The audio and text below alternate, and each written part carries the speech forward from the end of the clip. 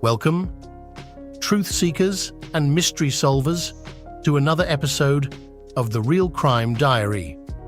Today, we cast a shadow on the sunburnt landscapes of rural Australia as we dig deep into one of the most harrowing chapters in the country's criminal annals. Underneath the vast blue skies of South Australia, a horror unfolded that would leave an indelible scar on the heart of the nation: the Truro murders. A scenario so sinister it interrupted the quiet hum of daily life with a shockwave that reverberated from the outback to the bustling streets of Adelaide. We're journeying back to the late 1970s, a time when disco was king and the world was still reeling from the aftermath of the Vietnam War. Yet amidst that cultural chaos, an evil was lurking, one that would snatch away the youth and innocence of 7 souls in a spree of cold-blooded cruelty. So, lock your doors, dim your lights, and pour yourself a comforting drink. Are you ready to peel back the layers of this gruesome tale? Because here on The Real Crime Diary, we're about to turn the pages on the chilling saga of the Truro murders. Stay tuned.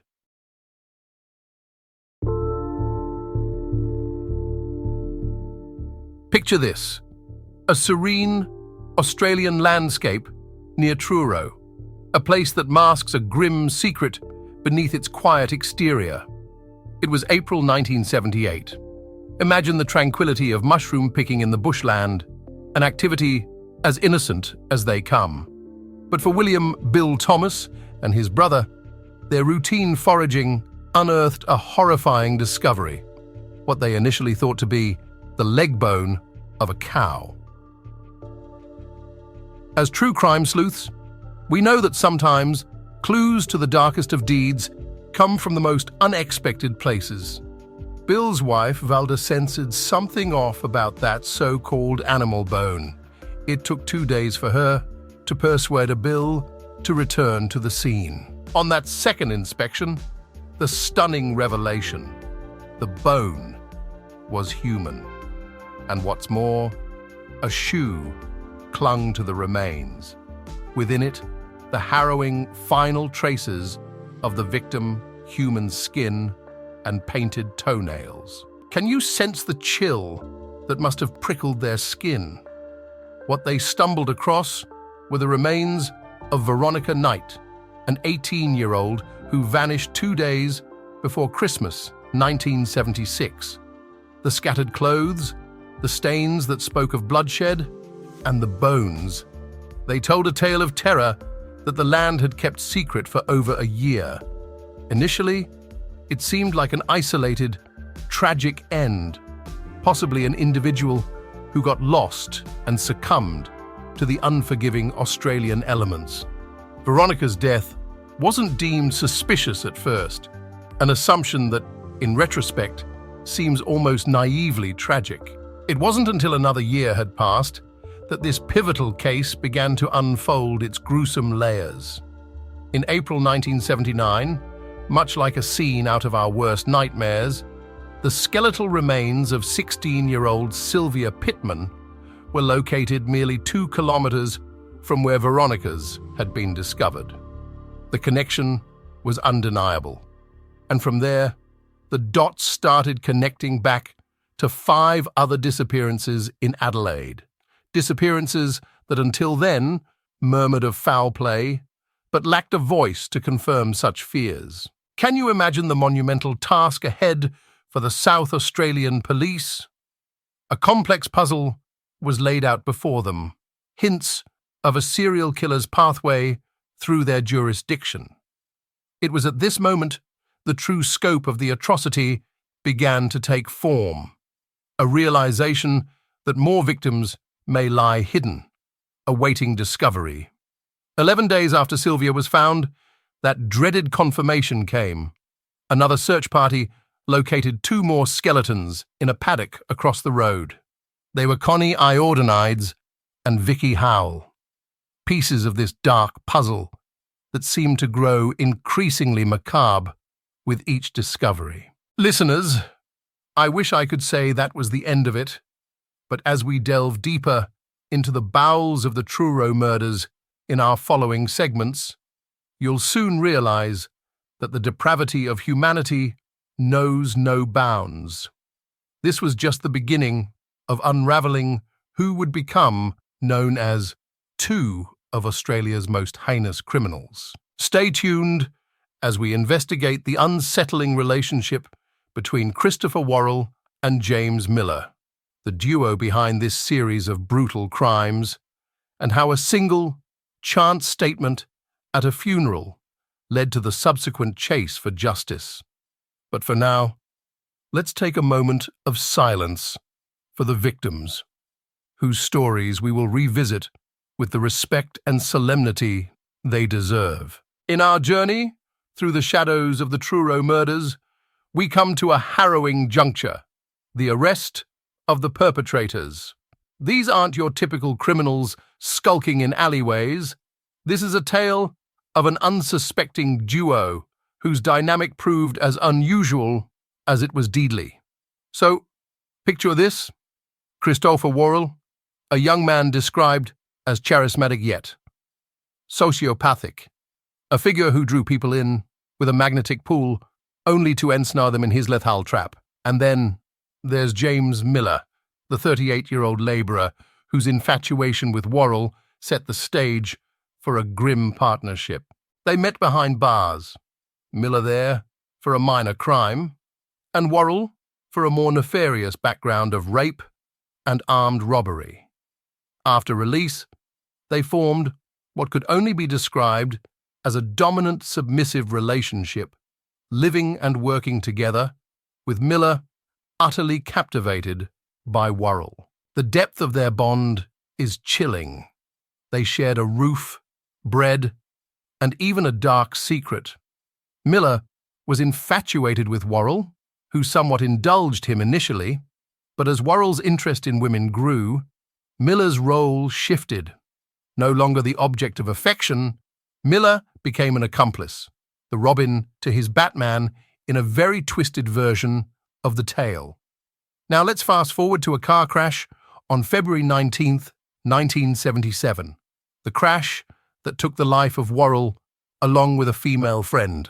Miller survived, only to be consumed by depression, homelessness, and a profound guilt that festered within him. See, Worrell's untimely death marked the end of their murder spree, a fact not known until the grim unraveling of events that followed. In the aftermath, a confused and troubled Miller made an offhand comment that piqued the interest of Worrell's former girlfriend, Amelia, at Worrell's funeral. She'd mentioned a suspected blood clot in Worrell's brain, and this triggered Miller to confide in her the thrill killing that drove Worrell, and by extension himself, to commit the unspeakable. Imagine that, a slip of the tongue in a moment of vulnerability leading to a breakthrough. Fast forward to May 1979, Amelia collected a hefty reward for her tip-off that would eventually lead to Miller's arrest. It's a move that opens a Pandora's box of questions. Would the Truro murders have remained an unsolved enigma, if not for this revelation? The mind boggles at this twist of fate. On May 23rd, Miller was brought in for questioning. He initially played the innocent card, denying knowledge of any wrongdoing. But the weight of his conscience proved too heavy. Amelia had done what I should have, he confessed to the detectives, acknowledging 3 more bodies in the process. What followed was a morbid road trip, as Miller, under guard, directed the police to sites scattered across Truro, Port Gawler, and the Wingfield dump, silent witnesses to the carnage he complicitly left in their wake. Each location pointed out by Miller was a fragment of a macabre jigsaw that the South Australian police were desperate to piece together.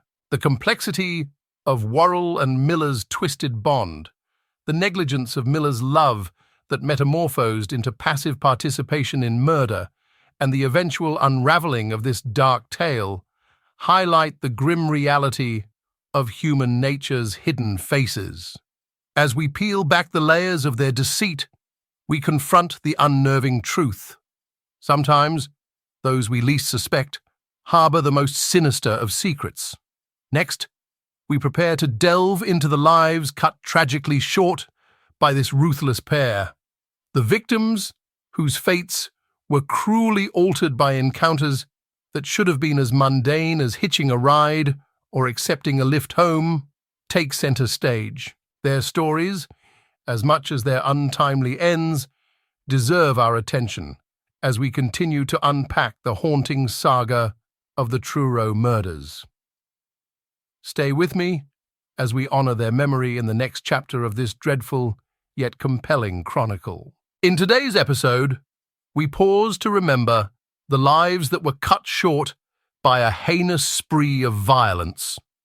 The Truro murders, as we know, took away 7 bright futures, and it's only right that we honor their memory and tell their stories.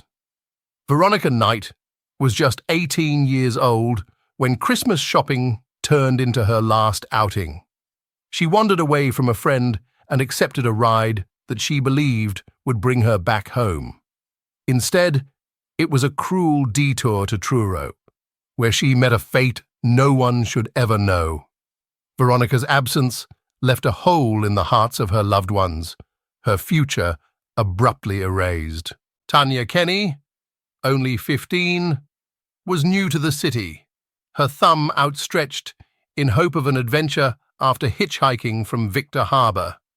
Instead, she found a nightmare in a friendly stranger's car and a sleepy suburb that became her final resting place in Wingfield. Sweet 16, an age of dreams and burgeoning independence, this was the world of Juliet Maikita.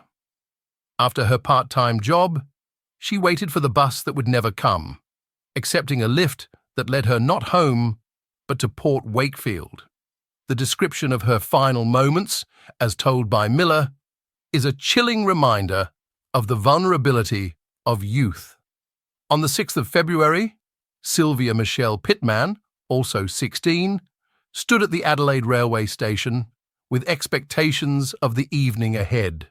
She accepted a ride that would instead end in the desolate outskirts of Truro. Another life stolen, another family left to grieve an insurmountable loss. It was a mundane errand to the local post office that entwined Vicky Howell, 26, with her killers. Known to each other before that fateful day, Vicky had no way of anticipating her journey's tragic end. Her aspirations, her loves, her story ended on a lonely dirt road in Truro. The city centre bustled around Connie Iordanides, another 16-year-old, her day probably filled with the regular thoughts and concerns of a teenager. That day, she would be driven not to the safety of home, but towards terror, left behind in haunting silence among the brush of Truro. Deborah Lamb, at age 20, sought the freedom of the open road, hitchhiking without the knowledge that her next ride, picked up on West Terrace, would be her last. Imagining new horizons, she encountered the darkest depths of human cruelty at Port Gawler, where she was found buried alive. In these retellings, our hearts heavy, we lay bare the reality of lives snatched away without mercy. Tales of trust turned to treachery, of an uncompromising evil that chose to end stories before their time. We must remember these women not just as victims, but as daughters, friends, and dreamers. They were loved, they are missed, and each one deserved so much more. And so, we light a candle in the darkness for Veronica, Tanya, Juliet, Sylvia, Vicky, Connie, and Deborah.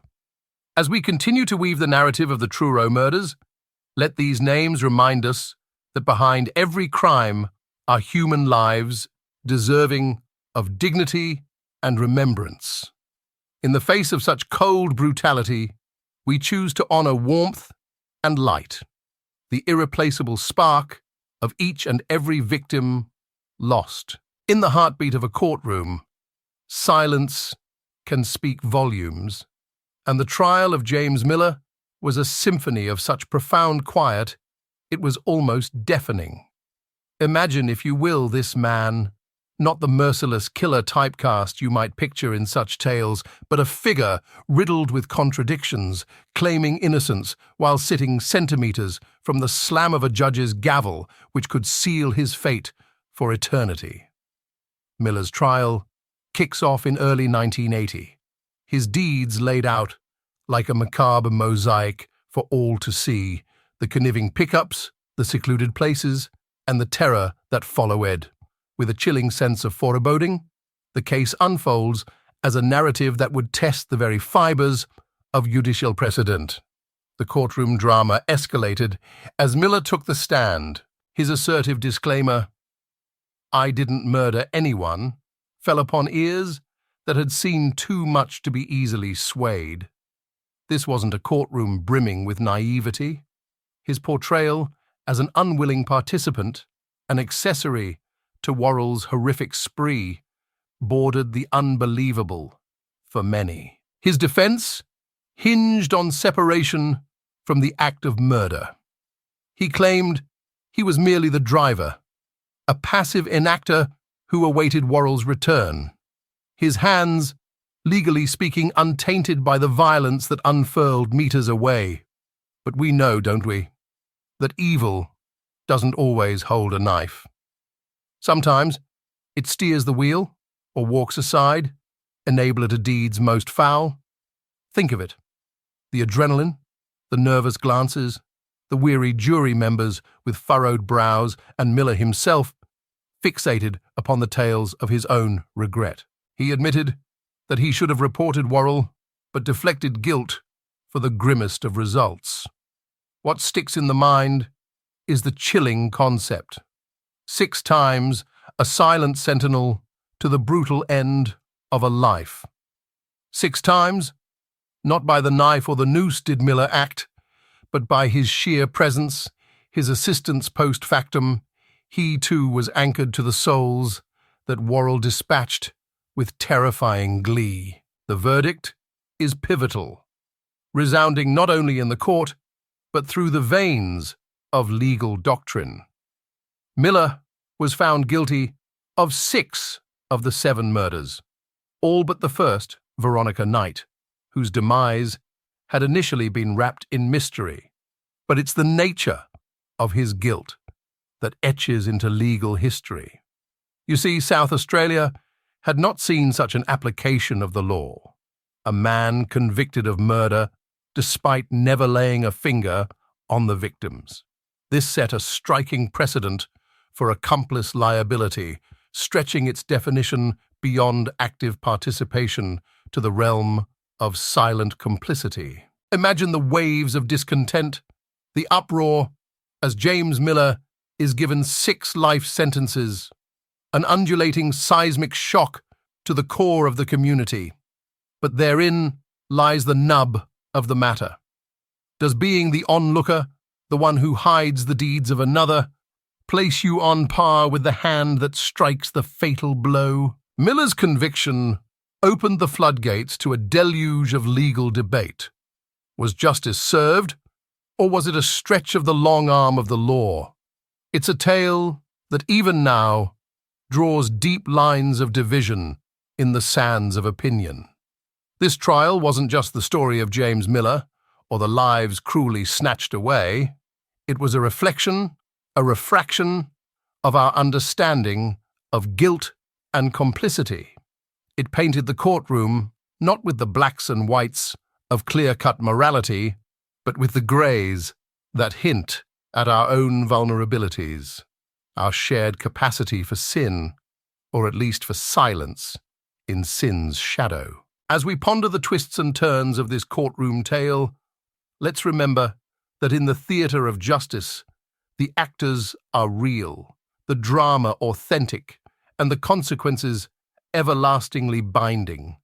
And so, here we leave the courtroom, our minds awash with echoes of testimonies and the gavel's final word. The Truro murders have resonated through Australian culture and media far beyond the initial shockwaves they sent throughout the nation in the late 70s.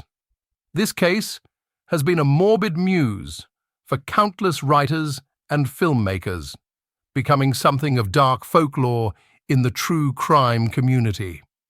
Dramatizations and documentaries have retold the harrowing tale, etching the faces of Christopher Worrell and James Miller into the collective memory of a society trying to comprehend the incomprehensible. Crime Investigation Australia featured an episode devoted to the unsettling crime spree, bringing the stark realities of the case into living rooms across the continent, giving viewers an intimate understanding of the investigation, the horrific nature of the crimes, and the psychological profiles of the killers.